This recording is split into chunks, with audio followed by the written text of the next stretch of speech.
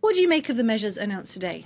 Actually, we are witnessing a real U-turn made by the French government in comparison with what was made before, because the Prime Minister chose his words, because he ended his speech talking about understanding the causes of radicalization, which is totally in contradiction with what was said before, because the former Prime Minister said that understanding is justifying. So it's a real U-turn, and there's a real emphasis today on prevention, on taking things, thinking about solutions before the radicalization of a person. And this is why we are seeing that the Ministry of Education and the Ministry of Sports are being involved today among other ministries.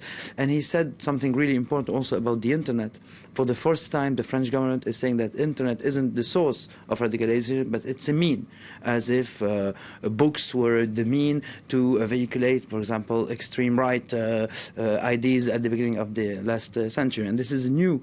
It was also said by a German minister in the Munich Security Summit a few weeks ago. So I'm seeing a real U-turn, a change in the way that they are understanding radicalization here in Europe. And we are seeing also the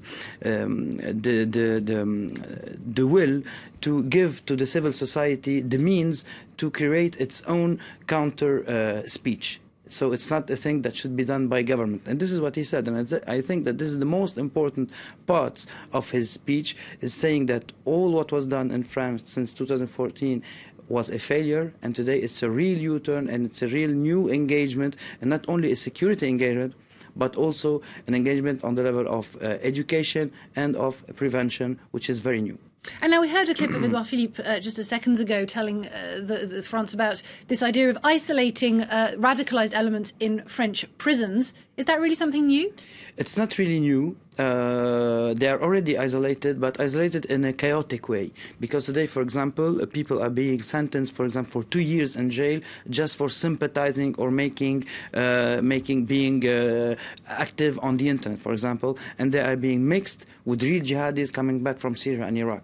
So today, what they want to do is they want to create new categories and create new facilities where persons will going to be evaluated, and then they will go into a very hard imprisonment facility or not. So this is also new, and we can't know yet what's going to be the outcome, because many other countries tried and everybody failed on this level, on the level of how to imprison those people. Because when you put them together, they will get harder and harder, and for some, if you put them with other convicts, they have a risk of radicalizing other convicts. So there's no magic formula, knowing that radicalization is a personal path, and going back from this path is also personal. We have examples here in France and in other countries. And one last thing, we saw that the Prime Minister said that de-radicalization shouldn't be used anymore. And how many times we said here in France 24 that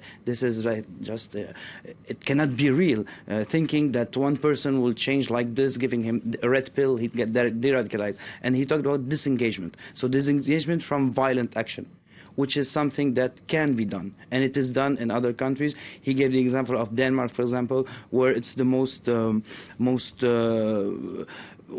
it's the experience that is working on the European level today. Thank you very much for that, Wasim Nasr. Thank you.